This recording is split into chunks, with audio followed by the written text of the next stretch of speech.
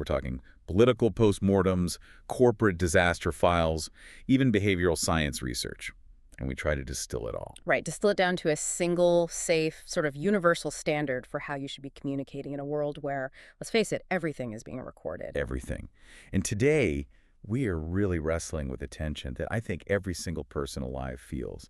It's that collision between the private me and the public me. We Yeah. all have it, that private voice. Yeah. It's fast, it can be really emotional, sometimes judgmental, sometimes it's just hilarious. Yeah, but what happens when that unfiltered, fast voice suddenly finds itself amplified? I mean, amplified by a permanent microphone. And that microphone could be anything, right? It could be a secret recording, a hot mic you didn't know was on, or even just an impulsive tweet you fired off without thinking. It's the ultimate modern failure mechanism, isn't it? We've gathered sources that, honestly, they offer a truly practical, almost brutal communication masterclass. And we're doing it by analyzing these massive career-defining slip-ups. I mean, the gaffes that cost people their careers, the meltdowns that cost companies millions. The digital disasters that have just ruined lives. So our entire mission for you today is pretty simple. We want to extract the ironclad rules from these high-stakes failures so you don't have to repeat them in your own life. And that emphasis on preventative is so key here. The central argument we found, woven through all this material is that you can't control the microphone. You just can't. No, cameras are always on, screenshots are always a click away. Exactly. But you have total control over what you choose to feed it. We are moving far beyond just the ethics of a post-disaster apology, and we're focusing entirely on preventative habits. I think the sources really hit the nail on the head with this core psychological paradox. We tend to think our unfiltered speech is the most authentic, the truest expression of our truth. But it's not. It's really not. The sources argue, and pretty forcefully, that unfiltered speech doesn't reveal truth so much as it reveals impulse. Impulse, that's a great way to put it. Yeah, it reveals the shortest, fastest path your brain took to get the words out. Yeah. And it often just skips right over empathy and strategic thought entirely. So our deep dive today is all about providing the tools you need to manage that impulse before it becomes a permanent part of recorded history. And we have to start with the absolute foundation, this illusion we all have of the safe space. That sets the stage perfectly, I think. Let's start with a scenario we all imagine we control, the closed room. What happens when you think you're only talking to friends or allies or trusted colleagues? Yeah. But that private circle collapses into a global audience. We're talking about the danger of audience splitting. And there's no better example of this than what happened in Boca Raton, Florida, back in 2012. Right. The context of this whole anecdote is just crucial for understanding the communication failure. I mean, this wasn't a public debate. It wasn't a huge rally. This is a private fundraiser in Boca Raton in May of 2012. Mitt Romney, who was the Republican presidential candidate at the time, was speaking to a room full of, wealthy, committed donors, allies. And when you're in a room like that, the rules of engagement are just different, aren't they? The whole atmosphere changes. Completely. There's an expectation of a certain kind of off-the-cuff candor. It's less about a polished performance and much more about sharing hard-nosed strategic analysis. The donors want to feel like they're getting the inside track. They want the real campaign strategy, the pep talk. They want to feel special. Exactly. They wanted to hear the brass tacks of the electoral map. And that is what Romney delivered. He was explaining the challenge of persuading certain voters. Specifically, he characterized The infamous 47%. the infamous 47% of Americans as people who are, in his words, dependent upon government and who believe that they are victims. The sources really emphasize that his language wasn't just like academic or analytical. It was loaded. He used words that were dismissive even contemptuous, to explain why his campaign resources shouldn't be focused on trying to win them over. And then he delivered the final tactical conclusion to this donor base. His job, he asserted, is not to worry about those people because, as he argued, they wouldn't be convinced to take personal responsibility anyway. Now, if you are sitting in that room, you're insulated by wealth, you're insulated by a shared political belief. Yeah. You might just nod along. Of course. You hear a tough strategic diagnosis. It sounds like an internal pep talk. Let's focus our money and our energy where we can actually make a difference. But the meaning changed so dramatically because the audience shifted. The video, which was secretly recorded by someone in that room, was obtained and then published by Mother Jones magazine. And this was in September 2012, so months after the event actually happened. And suddenly, that hard-nosed strategy wasn't a private discussion among allies anymore. No, it became a public declaration of his worldview. The shift was instant. And it was devastating for the campaign. The public didn't hear strategy or electoral math. No, they heard judgment. They heard a wealthy man who was asking for the highest office in the country, labeling almost half the country not as people facing, economic challenges, but as victims who just lacked personal responsibility. And that's the hinge moment. This is the really crucial distinction to make. The actual words he said didn't move. They didn't change one bit. Right. He didn't misspeak. The recording was accurate. Exactly, but the context was just violently stripped away. And in modern communication, the new expanded audience always, and I mean always, wins the battle of interpretation. This just crystallizes the core principle we need to extract from this section, which is speak in private the way you'd be willing to be understood in public. The goal here is to eliminate that dangerous default habit, that audience-splitting idea that there's some kind of special protected space for heat, for sarcasm, for cruel shortcuts. Okay, but I have to push back on this a little bit. Yeah. Because that sounds exhausting. It sounds maybe even unrealistic. Yeah. Does this rule really force people to be incredibly guarded and, inauthentic all the time? That's a fair challenge. I mean, is it truly possible to never vent, never use a shortcut, never be candid, even with your spouse or your best friend after a terrible day at work? And the source material doesn't argue for constant robotic formality. That's not the point. It argues for removing the kind of language that requires a friendly insider audience just to sound humane. Huh? So if your point is fundamentally sound, let's say you're analyzing incentive structures or discussing difficult campaign realities, you can make that point without descending into language that just reduces people to a category or implies their moral inferiority. So it's about separating the idea from the insult. Exactly. It's the shift from a policy critique to a person critique. And that insight leads directly to the foundational tool that you, the listener, need to adopt. The sources call it policy language versus person language. I think this is the single most useful thing we can take from this whole section. Instead of labeling the human, you shift the critique to the system, to the concept. Precisely.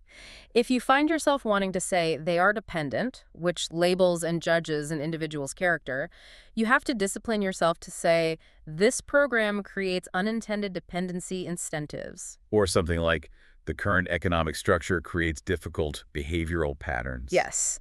That slight verbal pivot just removes the contempt from the analysis, and it makes the statement infinitely more defensible no matter who's listening. And the second tool really addresses Romney's use of that cold, blunt statistic, the 47%. It just flattened human beings into a political category. So the tools suggest we have to humanize our generalizations. How do you do that in the moment? Well, when you feel the need to generalize or use a statistic in private, the sources strongly recommend adding a humanizing sentence right after. You force yourself to acknowledge the complexity. So you'd say something like, You'd say. And this group includes retirees dependent on Social Security, single parents working multiple low-wage jobs, and students who are navigating these incredibly complex grant systems. so when that statement leaks, you have a defense. Because you've already demonstrated that you understood the human context, not just the political math. Now, the third tool tackles that internal drive we all have towards certainty and dominance when you're talking to allies. You want to sound strong, definitive, in control. Right. The recommendation is to convert that certainty into curiosity. Say the quiet part as a question. So instead of a contemptuous declaration like, those people will never vote for us because they're simply too far gone, You reframe it as an inquiry. What's the best, most respectful way to persuade voters who currently disagree with our platform? A question shifts the dynamic from accusation and finality to genuine strategic inquiry. questions are always safer terrain than declarations when you're being recorded. Always. And for you, the listener who is managing your own private communications, whether that's a tough Slack message or a stressed conversation with a coworker, the preventative mechanism is something called the leak rehearsal. The leak reversal, I like that. This is the ultimate self-audit. You stop and you imagine this.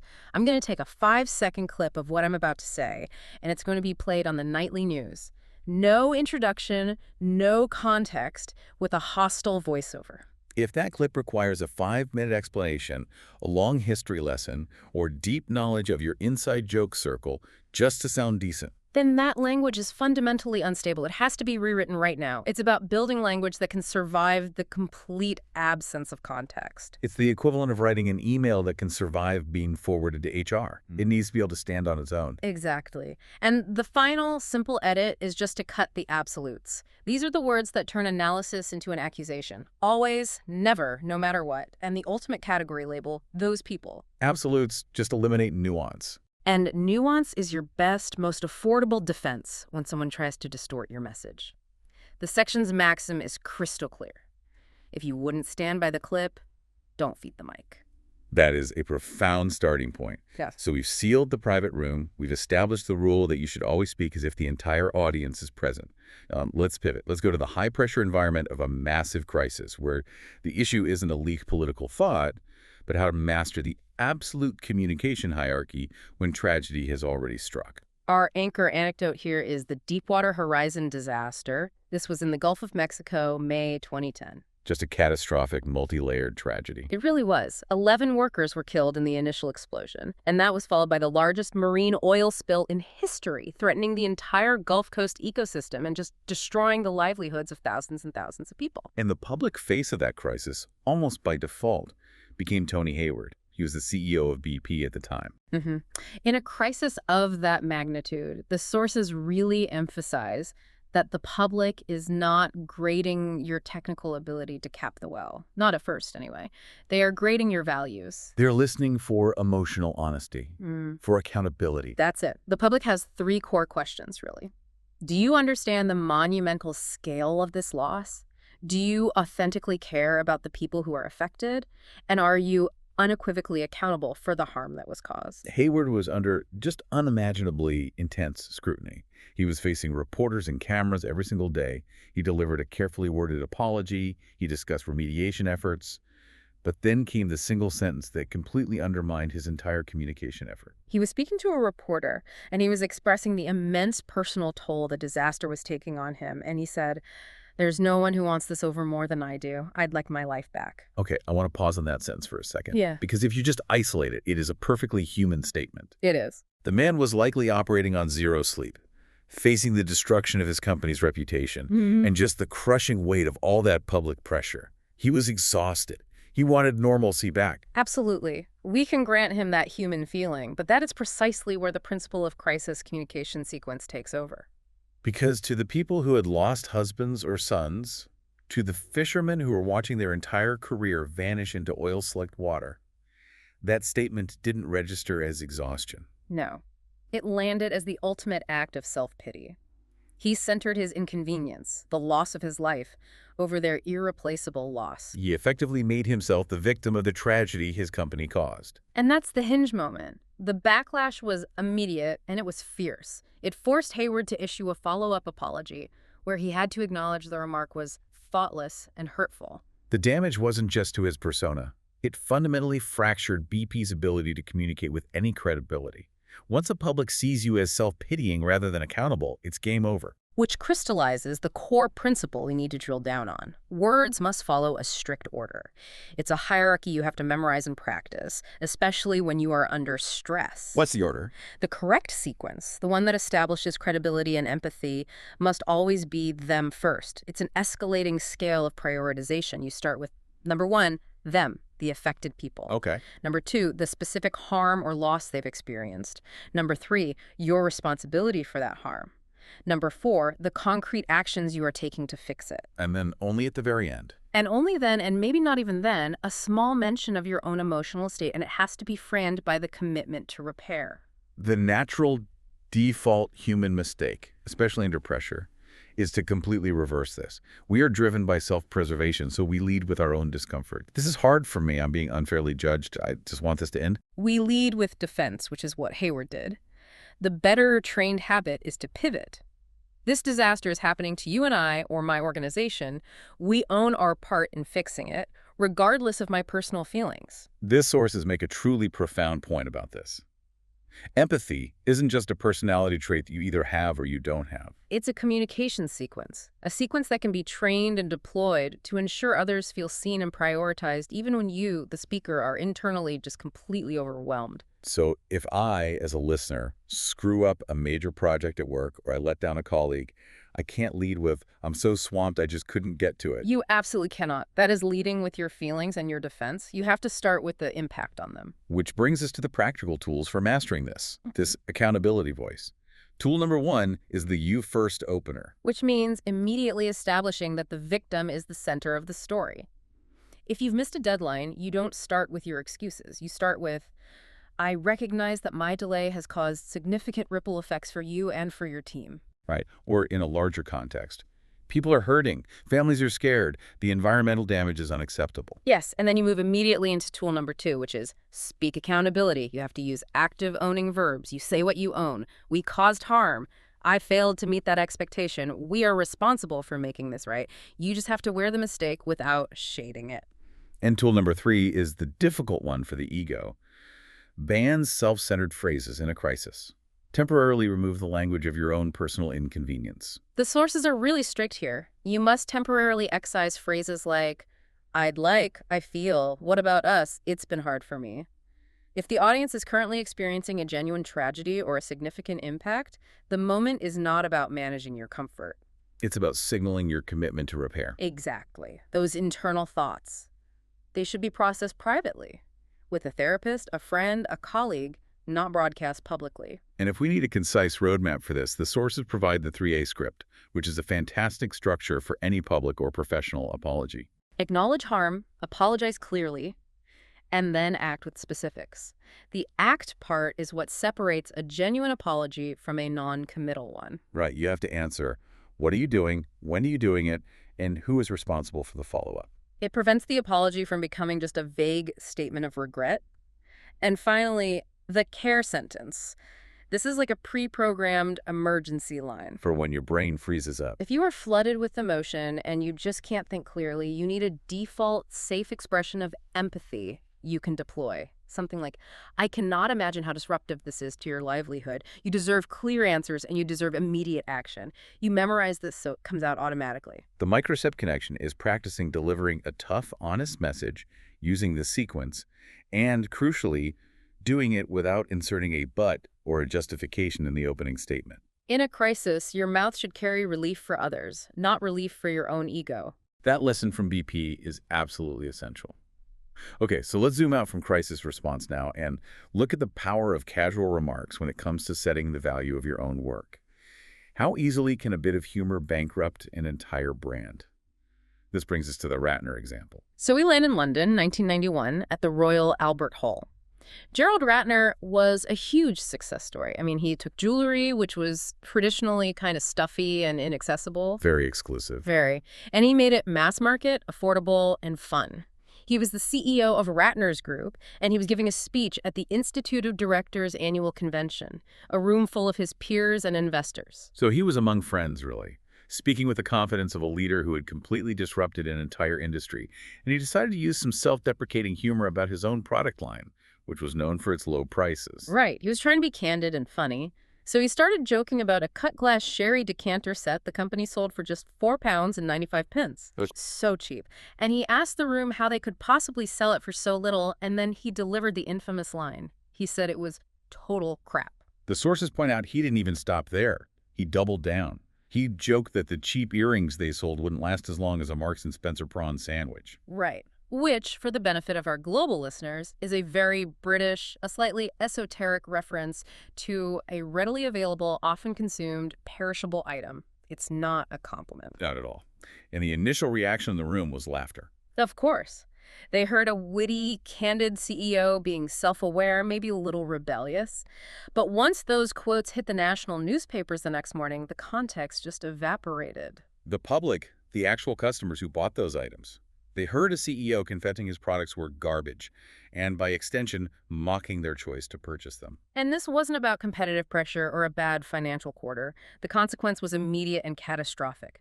Around 500 million, £500 million was wiped from the company's market value. Gone. Ratner, the man who built the brand, destroyed it with his mouth.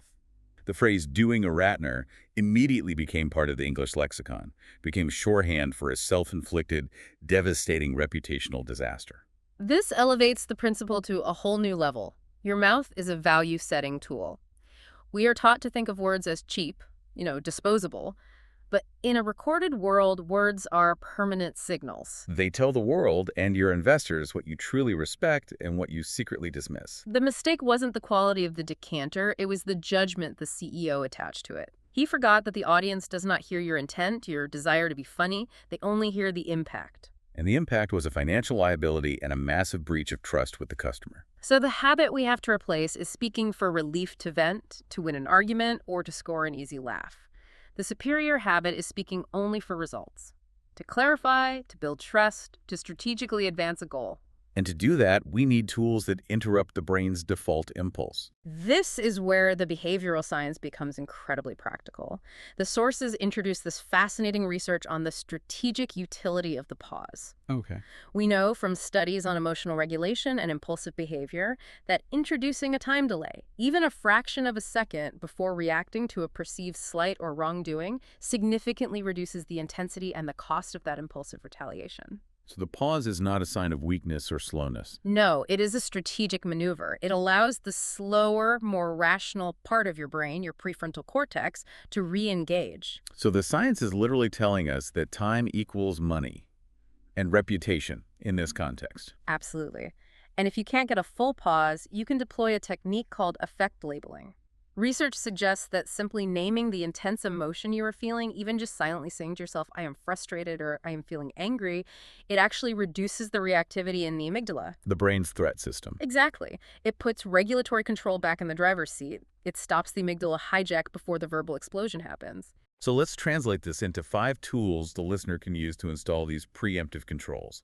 We start with the ultimate defensive mechanism, the front page test. If what you are about to say, whether it's a joke about a coworker or a strong opinion about a market segment, if it were quoted without context on the front page of a major publication, would you stand by it?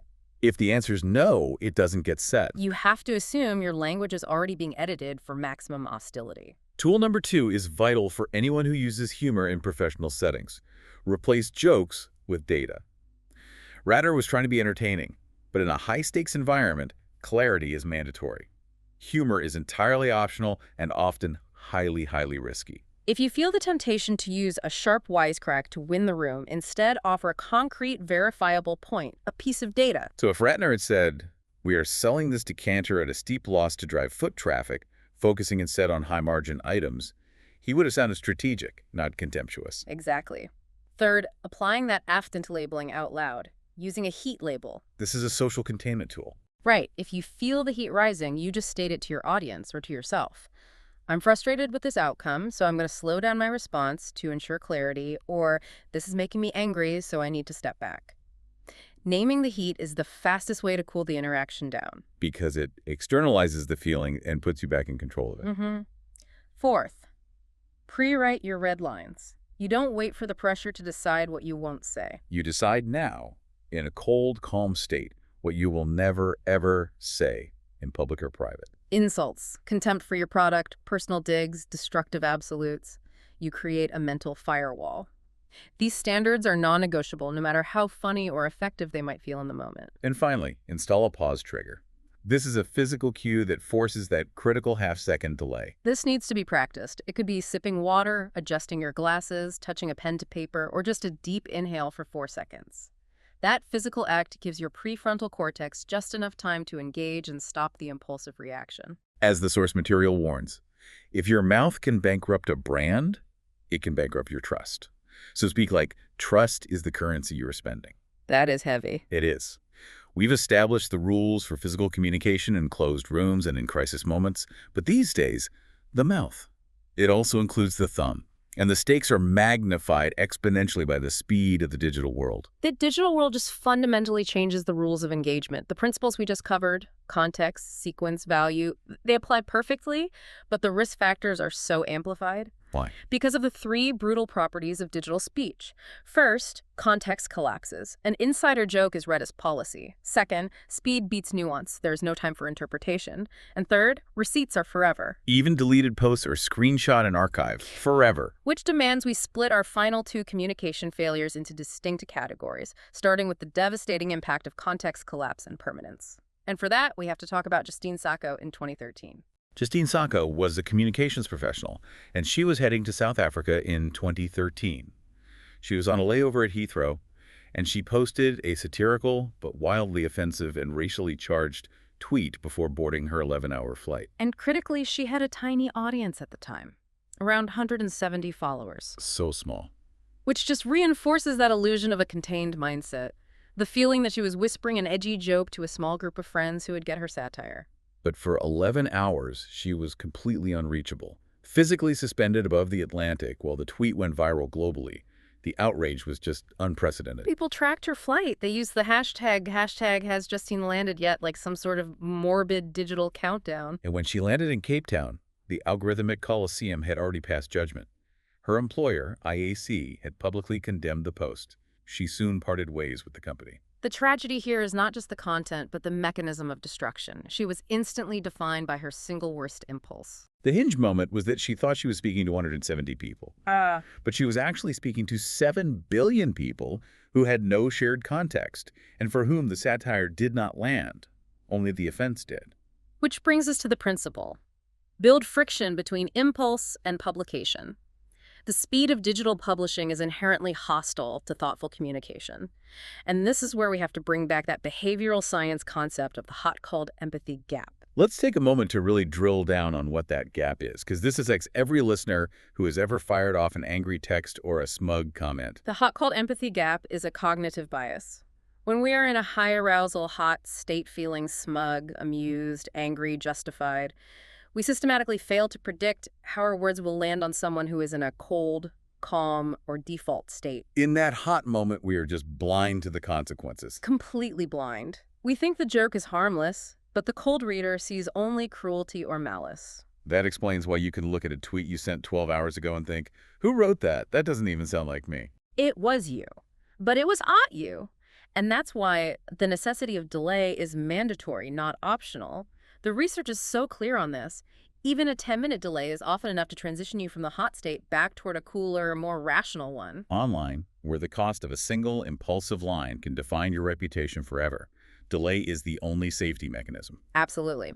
Now let's move from reputational disaster to regulatory disaster, where the stakes are financial and legal.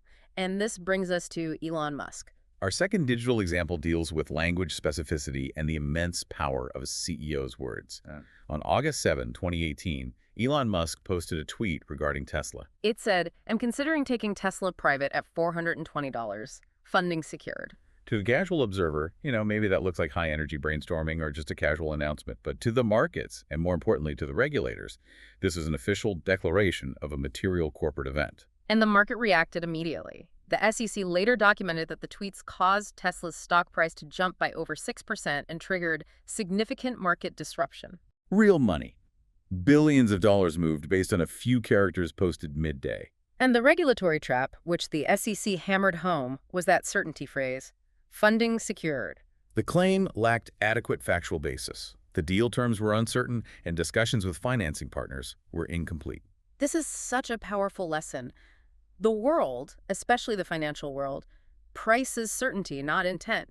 If you declare certainty as a leader, you must have the documentation to back it up completely. If you are only considering, your language has to reflect that tentativeness. And the structural long-term consequences were enormous. The SEC settlement resulted in Musk stepping down as Tesla's chairman. Both he and Tesla paid a $20 million penalty each. That's a total of $40 million. And the oversight wasn't temporary. Even years later, Reuters reported in April 2024 that the Supreme Court declined to hear Musk's challenge, leaving in place the requirement that certain posts be pre-approved by a Tesla lawyer. Just think about that requirement for a second. The ultimate consequence of failing to control his own mouth was losing control of it permanently to a team of compliance lawyers. The principle here is non-negotiable.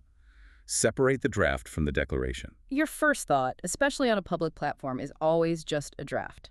Your declaration is the reviewed, regulatory-proof version that can survive lawyers, regulators, and hindsight. That's terrifying. I mean, the idea of a lawyer reading every single one of my tweets. But let's give the listener the tools.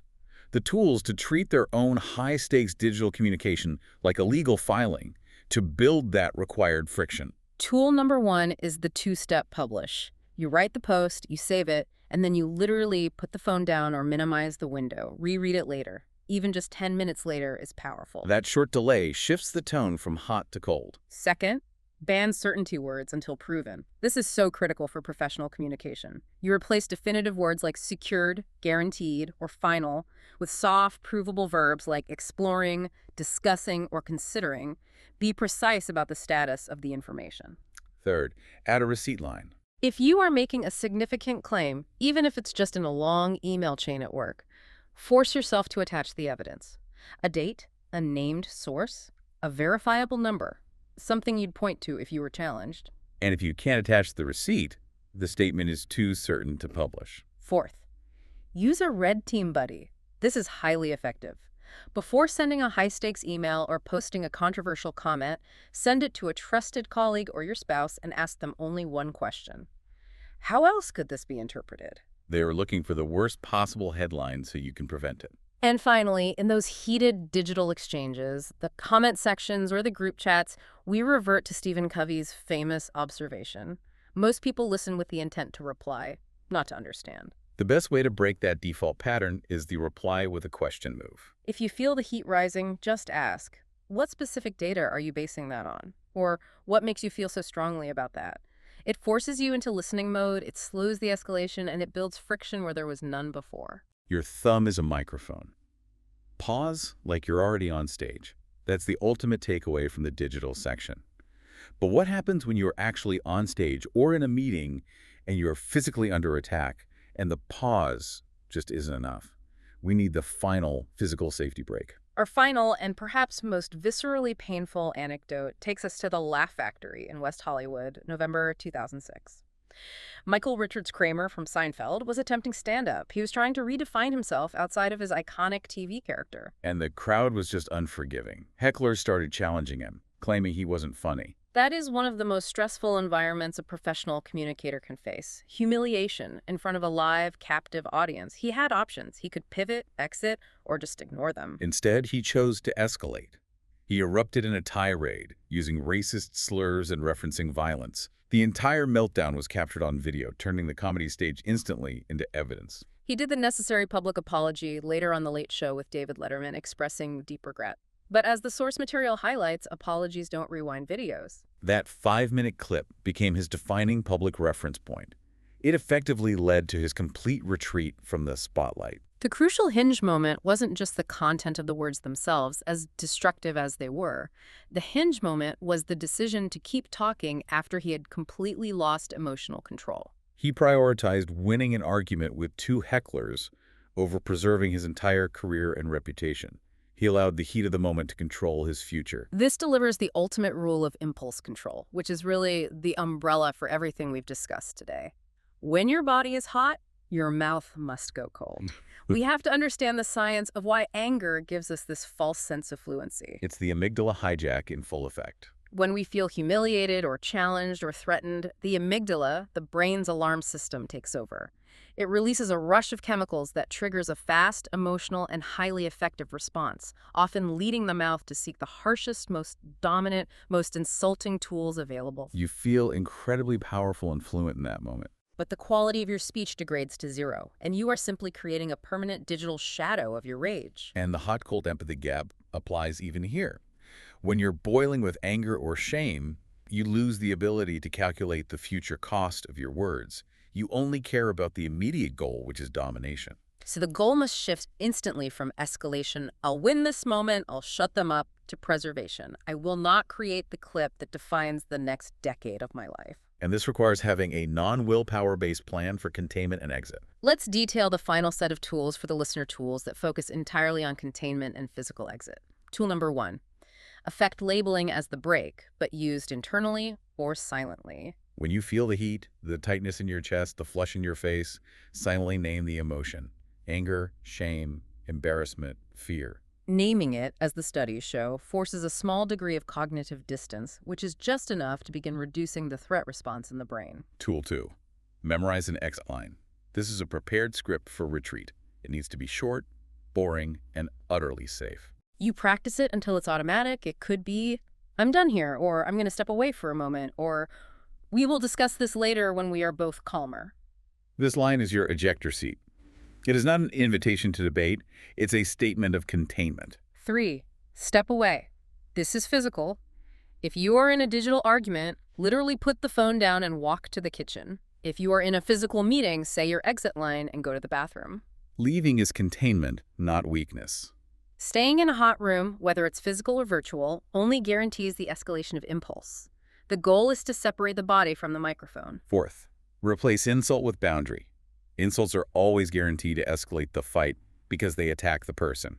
Boundaries define the terms of the interaction, and they offer an exit ramp. So instead of the Richards move lashing out with slurs or personal attacks, use a boundary. Don't speak to me with that tone, or I will not continue this conversation if you use that language. It draws a firm line and gives you a route out that maintains your dignity without creating evidence of your rage. And finally, the mute rule practice. This requires a personal commitment. You set an absolute rule for yourself. If I feel heat in my chest, I do not respond for 20 minutes. This forces you into the necessary period of cognitive cooldown. You pair this with the label plus breath technique. Name the feeling, take a deep breath, inhale for 4, exhale for 6, and then you decide what you want the situation to look like tomorrow. The key lesson from Michael Richards is that the moment you feel yourself boiling is the moment to leave before your mouth turns heat into history. This has been a necessary and I think really practical deep dive.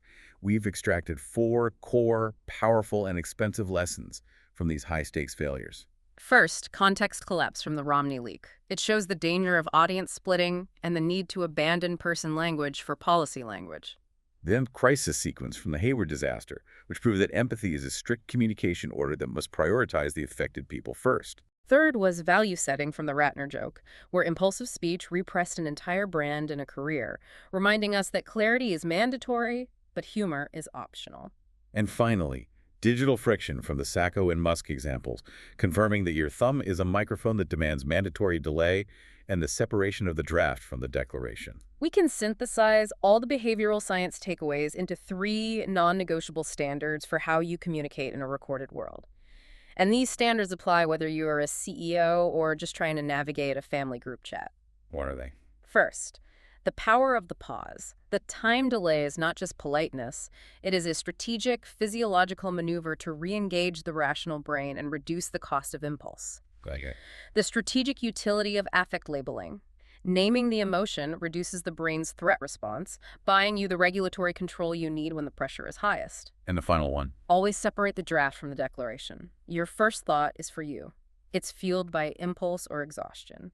Your published word must be the reviewed version that is ready to face the most hostile audience possible. The ultimate charge to you, the listener, is this.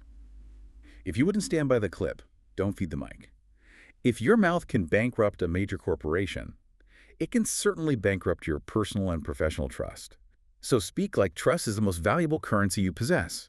It all comes down to adopting that single safe standard everywhere you communicate. And that structure of failure leads us to a final provocative thought for you to explore as you apply these lessons. We've established that almost every high-profile public failure, whether it's political, corporate, or personal, it stems from a moment of uncontrolled emotional impulse, the amygdala hijack. So if true accountability in the modern world is primarily about training emotional regulation rather than just intellectual correctness, what does that mean for how we approach communication training in general? Can training ourselves to pause and label our emotions, as the research suggests, fundamentally make us more thoughtful and therefore ethically better speakers in the long run? Think about that the next time you feel the need to hit send immediately.